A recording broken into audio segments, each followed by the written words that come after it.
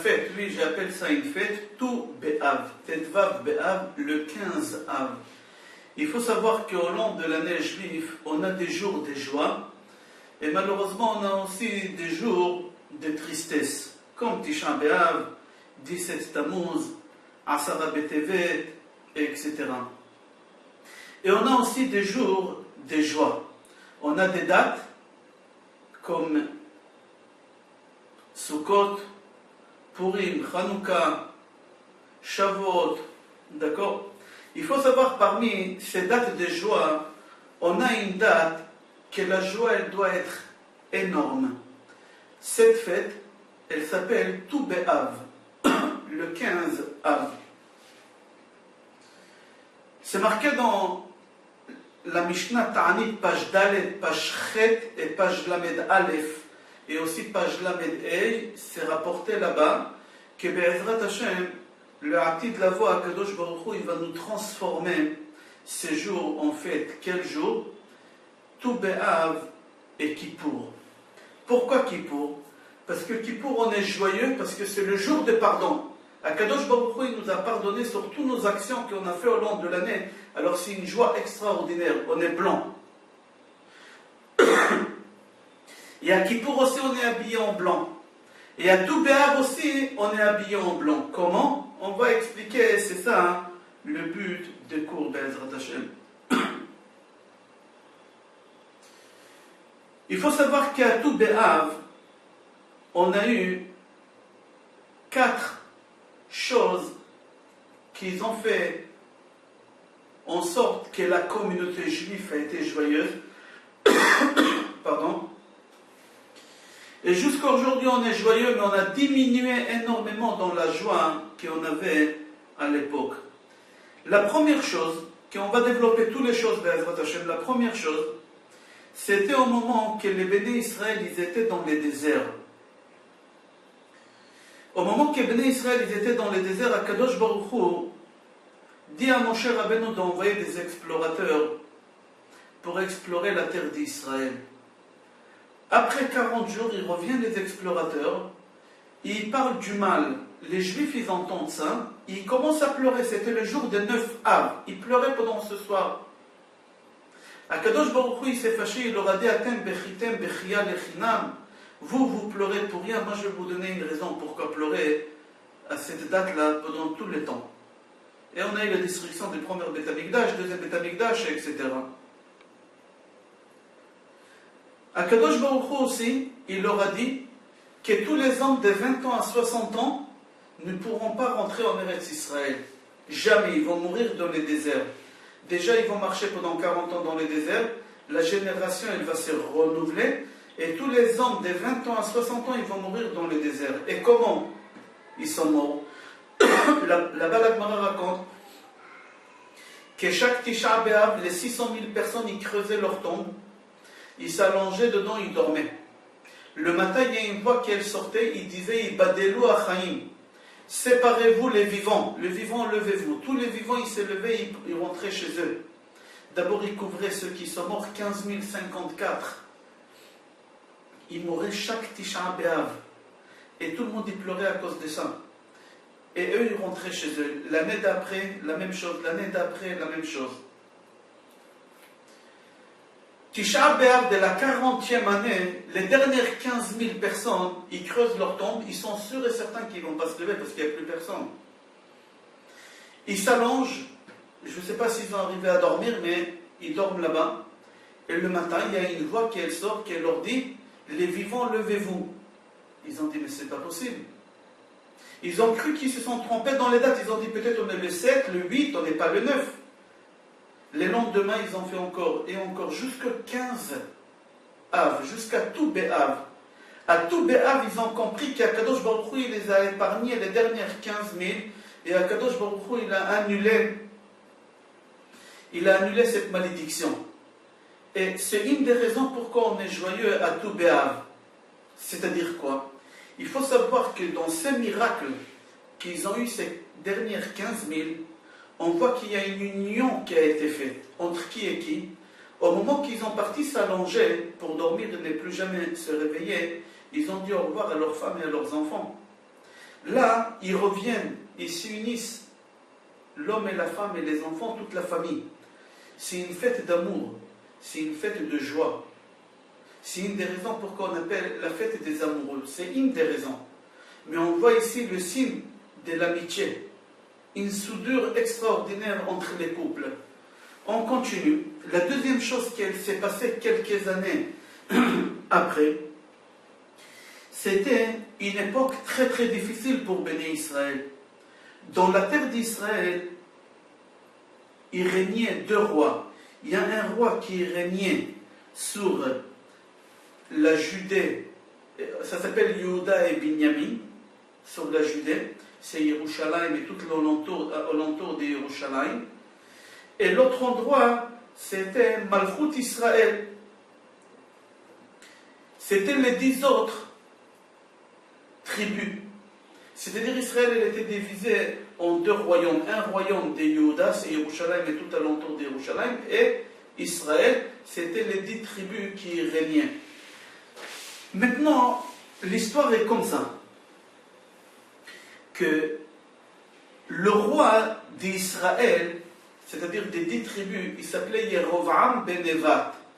Yerovam ben Nevat, c'était le roi sur Israël et le roi de Yehuda et Binyamin, tout Yerushalayim et alentour, c'était Yerovam beno shel Shlomo.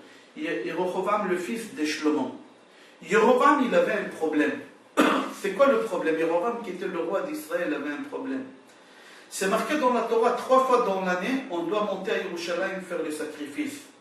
À Shavuot, à Pesach et à Sukkot.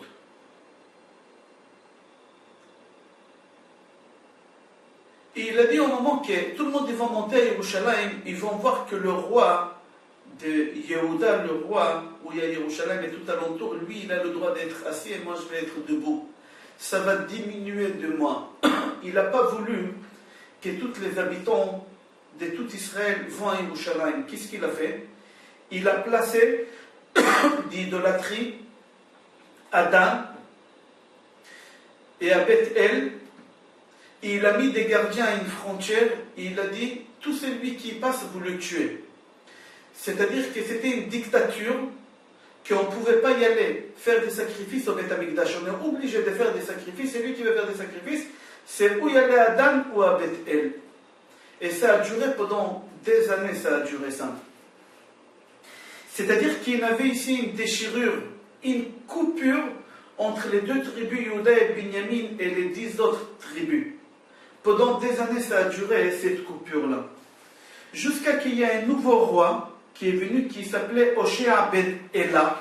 Et le roi Hoshea ben Ela, il a annulé tous ces gardiens-là.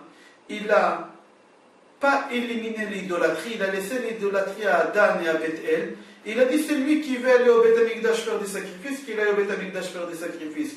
C'est lui qui veut faire des sacrifices où il a l'habitude ici avec ces deux idolâtries, il peut. Mais il a déjà ouvert cette frontière, il n'y a plus de gardiens, il n'y a pas de danger de mort. Les gens ils pouvaient traverser pour y aller au Beth Amikdash faire le sacrifice. Quel jour il a fait ça? Tout Bé'av, un jour de joie. Qu'est-ce qu'il a fait? Encore on voit ici une soudure entre les tribus, entre les 10 tribus et les tribus de Yehuda et Binyamin. L'amour, l'amitié entre eux. C'est pour ça que ça s'appelle la fête des amoureux. Une des raisons pourquoi ça s'appelle la fête des amoureux. Troisième chose qui est arrivée à tout Bé'av, c'est arrivé beaucoup de temps dans l'histoire après. À l'époque de la destruction du deuxième temple, la plus grande partie de la communauté juive, ils ont habité dans une ville qui s'appelle Bétar, à tel point que la Gemara dit que la plus petite école, elle comptait 600 élèves. La plus petite école, c'est un petit jardin d'enfants, qui ici chez nous on dit il y a 15 à 20 élèves, là-bas c'était 600 enfants. Imaginons, ils habitaient là-bas plusieurs millions de juifs dans cette ville de Bétar. Alors 52 ans après la destruction du deuxième temple, il y a quelqu'un qui s'appelait Bar Korva. Il a fait la révolution qu'on appelle Mered Bar Korva. La révolution de Bar Korva. Bar Korva, c'était un homme très fort. La Gemara raconte à tel point qu'au moment qu'on jetait pas des pierres, des rochers sur Israël avec des appareils spéciaux, des lance-pierres, mais énormes, spéciales, il était tellement fort qu'il les a rattrapés en l'air, ces rochers, et il leur renvoyait, il tuait par dizaines. Il était très très fort. Là-bas, la Gemara raconte qu'Adrianos, qui a encerclé la ville des Bétar, il a enlevé sa couronne, et il l'a mis par terre, et il a dit à Kadosh Baruch Hu, ne me fais pas honte, je ne veux pas que les gens disent qu'un seul homme il a battu Adrianos et tous ses soldats. Ne me fais pas honte. Bar Korva, il a fait une erreur. L'erreur qu'a fait Bar Korva, qu'il est devenu orgueilleux. Et il a dit à Kadosh Baruch Hu, si tu ne vas pas les aider à eux, pendant la guerre, moi non plus, je n'ai pas besoin d'aide. Moi seul, sans ton aide, je peux les gagner. Comment on peut dire une chose pareille? Y aller aux toilettes, excusez-moi, on a besoin d'aide de Dieu. La preuve, le jour même que Bar Korva, il a dit ça, il est rentré aux toilettes, il y a un serpent qui est venu, qui lui a arraché la carcache à la Gemara dit. Et il est mort. Adrianos, quand il a entendu qu'il est mort, il a demandé qu'on ramène son corps. Quand il a vu le corps de Bar Korva, il a dit, si ce n'était pas Dieu qui l'aurait tué, aucun homme il aurait pu tuer ce bonhomme-là. Adrianos, il est rentré à Bétar, il a tué tous les juifs là-bas, plusieurs millions de personnes, je ne veux pas citer exactement ce qui s'est passé. Regardez mon cours de Tisha B'Av. Regardez mon cours de Tisha B'Av là-bas, j'explique. Là, je vais expliquer ce qui s'est passé à tout B'Av. À tout B'Av, qu'est-ce qui s'est passé? Lui, Adrianos, il a demandé de ne pas enterrer les Béné Israël. Tous les habitants de la ville de Bétar, à peu près 3 200 000, ne pas les enterrer. Il a pris un endroit 18 km sur 18 km, ça s'appelle un kérem et un vim, et il les a étalés là-bas. Pendant 7 ans, il a interdit de les enterrer. Jusqu'à qu'il y ait un nouveau roi qui est venu, qui l'a autorisé à les enterrer. C'était le jour de tout B'Av. Il a autorisé à les enterrer, et le jour même, Chachamim, ils ont instauré la bracha dans Birkat Hamazon, la bracha qui normalement on les fait sur le bon vin, Atov ve'ametiv. Pourquoi ils ont instauré la bracha de Atov ve'ametiv? Atov, que les corps, ils n'ont pas pourri pendant 7 ans, un mort 2 jours après, ça sent mauvais. Là, pendant 7 ans, ils n'ont pas senti mauvais. Ça, c'est Atov ve'ametiv, le miracle qu'on a eu aujourd'hui, tout B'Av, qu'on a autorisé de les enterrer. Où on trouve dans cette histoire l'union et l'amour? Il faut savoir qu'au moment qu'une Neshama elle descend sur terre, elle laisse une grosse partie de sa Neshama en... Tous les soirs quand on dort, les 2 Neshamot ils se relient. Et après la Neshama elle descend le lendemain. Quand l'homme meurt, les 2 Neshamot ils se remarient. C'est pour ça que quand un grand rave meurt, on dit Hiloula. Qu'est-ce qui veut dire le mot Hiloula? Hiloula ça veut dire mariage. Quel mariage? Le rabbin vient de mourir, tu fais un mariage? Oui. Il y a un mariage, les 2 Neshamot ils se remarient à nouveau. C'est l'amour, c'est l'union. Les Neshamot, ils sont soudés à nouveau. Ici à Bétar, pendant 7 ans, les Neshamot, tant qu'ils ne sont pas enterrés, la personne, tant qu'il n'est pas enterré, sa Neshama, elle ne peut pas monter au ciel. Retrouver le repos éternel, retrouver l'autre partie des Neshama. Tous les habitants de Bétar, pendant 7 ans, les Neshamot, ils ont resté ici. Les jours qu'on les a enterrés, ils ont pu remonter et se souder, se retrouver, se remarier avec leur vrai Neshama qui est resté en haut. Et c'est pour ça qu'on appelle ça la fête des amoureux. On continue. 4e chose qu'on a eue pendant tout B'Av, c'est une histoire très très difficile, qu'elle est rapportée dans les Nevi'im, dans les prophètes. On raconte là-bas que une histoire qu'on l'appelle Pilegesh Bagiva. Pilegesh, ça veut dire une maîtresse. Giva, ça veut dire dans la colline. C'est la maîtresse dans la colline. Qu'est-ce qui s'est passé là-bas? À la fin du livre Shoftim, des juges, c'est marqué là-bas une histoire très très difficile. Qu'il y a un habitant de mot d'Ephraïm, il était de la tribu de Lévi, il avait une maîtresse. Aujourd'hui, quand on dit le mot maîtresse, c'est bas. Mais il faut savoir qu'à l'époque, maîtresse, c'était quelque chose de courant. Quelle différence il y a entre une femme et une maîtresse? Une femme, elle avait tous ses droits. C'est-à-dire quoi? Elle avait aussi les droits au moment qu'il divorce de partager les biens. Elle avait une ketouba, elle avait une protection. D'accord? Au cas qu'on casse quelque chose, qu'il y ait une séparation. Pardon, Pilegesh, c'est pas la même chose. Pilegesh, une maîtresse, il y a choupa, il y a kiddushin, mais il n'y a pas ketouba. Il n'y a pas un contrat de mariage. Cette femme, elle n'a aucune protection. Pardon, j'explique. Dans une société, on peut avoir des employés avec un CDD, contrat durée, CDI, contrat durée indéfinie. Ce bonhomme-là, il a tous les droits. Il a tous les droits. Il peut faire des grèves, il peut tout faire. Mais cette société aussi, elle a des employés qui viennent en hébreu, ça s'appelle Koach Adam. C'est une société qui fournit des employés. Cet employé qui travaille dans la société, il a le droit d'avoir un salaire, mais il n'a pas le droit de faire des grèves, tous les droits que l'autre a. C'est exactement une maîtresse, une femme qui est mariée avec une ketouba. On revient à notre histoire. Ce bonhomme des tribus des Lévis,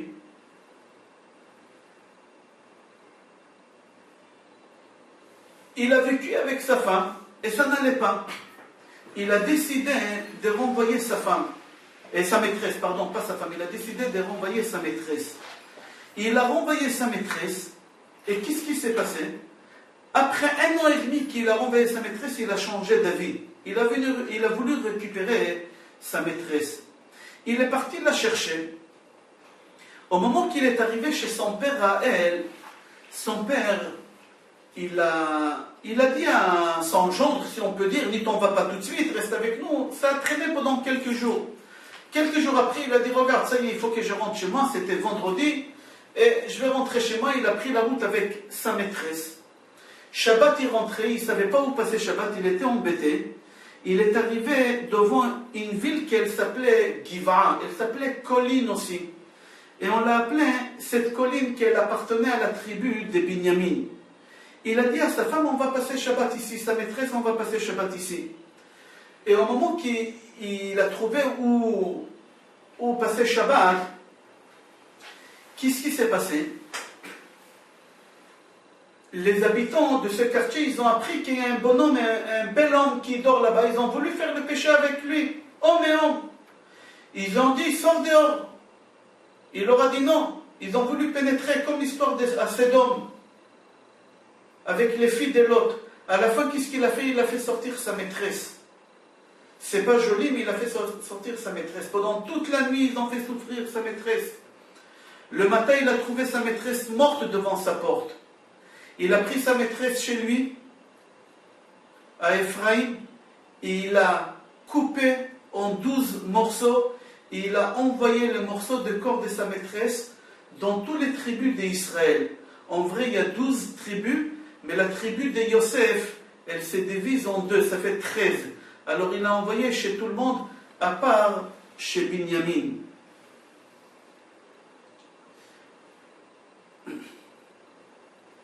Les Juifs, quand ils ont vu ça, ils ont demandé, c'est-à-dire toutes les autres tribus, quand ils ont vu ça, ils ont demandé à la tribu des Binyamin qui leur livre les assassins, ceux qui ont fait ça.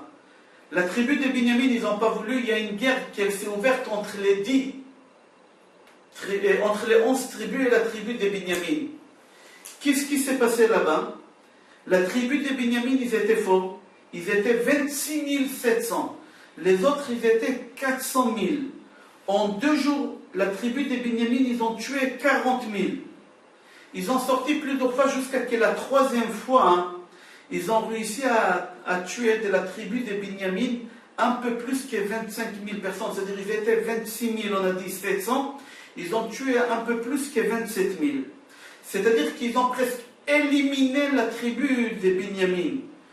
Il restait de la tribu des Binyamin que 600 hommes qui se sont cachés dans la colline. Toute la tribu, elle était éliminée. Le peuple juif, ils ont juré, je précise bien, ils ont juré qu'ils ne vont pas donner une femme des 10 tribus à ces 6 enfants de la tribu des Binyamin. Comme ça, la tribu des Binyamin, elle va s'éliminer. Après quelques ans, les tribus, ils ont compris que c'est impossible de faire une chose pareille. Mais d'un autre côté, ils ne peuvent pas annuler le serment qu'ils ont fait. Alors, ils ont trouvé une solution. Ils ont dit aux jeunes filles de leur tribu qu'ils n'arrivaient pas à se marier, de s'habiller en blanc et de sortir dans les champs. Et ils ont dit à la tribu des Binyamin, non, on ne peut pas vous donner, parce qu'on a juré de ne pas vous donner. Mais vous, allez vous servir. Servez-vous. Et ils ont sorti, ils servaient, et comme ça ils se sont mariés, et la tribu des Binyamin, elle s'est développée à nouveau. Parmi les gens qui ont sorti pour aller se servir une femme, il y a quelqu'un qui s'appelait Shaoul. Au plus tard, on l'appelait Shaoul Amelech. Lui, il avait honte, il était timide, il n'a pas pu aller prendre une femme. Si une femme qu'elle est partie le draguer, qu'elle lui a dit, prends-moi comme femme, et il a pris, il s'est marié avec elle, et après c'était la reine. Qu'est-ce qu'on va dans cette histoire? Encore, l'amour et l'union. L'amour, le mariage de toutes les filles qui n'ont pas pu se marier de toutes les tribus, on les a casées avec la tribu des Binyamin. Et on a fait un lien entre les hommes et les femmes et entre les tribus eux-mêmes. C'est pour ça que ça s'appelle la fête des amoureux. 5e chose, Utrua Shvatim. C'est-à-dire quoi Utrua Shvatim? Il faut savoir que la halakha dit, au moment que dans une tribu il y a une femme qui est veuve, qui est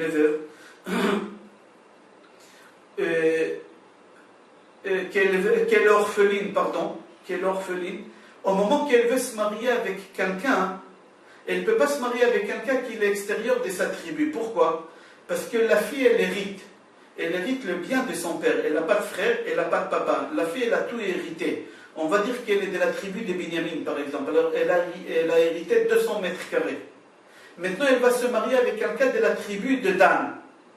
Quand elle va mourir, la tribu de Dan, ils vont hériter 200 mètres carrés de la tribu de Lévi. C'est pas normal. Alors, on ne pouvait pas se marier entre tribus. C'est-à-dire les filles qui étaient orphelines et sans frère, ils ne pouvaient pas se marier avec des autres qu'avec leur tribu.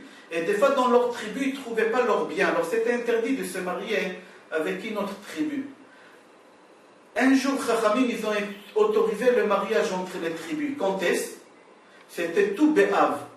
C'est-à-dire tout Béhav, on a autorisé de se marier avec la tribu des Binyamin.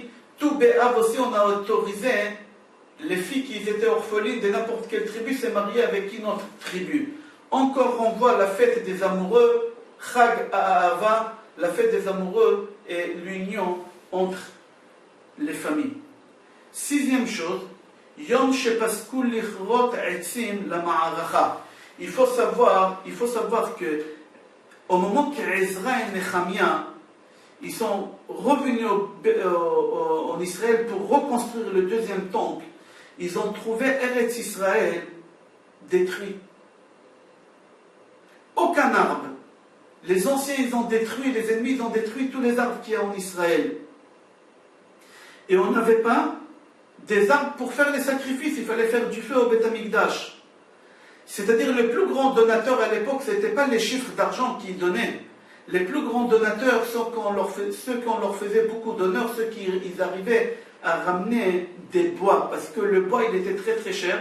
Et deuxième chose, d'aller chercher des bois dehors d'Yerushalayim, c'était très dangereux. Parce que les Goïms, ils ont encerclé Yerushalayim, ils ne laissaient pas ramener des bois à Yerushalayim. Mais il y avait des Juifs qui étaient malins, qu'est-ce qu'ils faisaient? Ils achetaient des bois, ils les coupaient en lamelles, ils fabriquaient des échelles.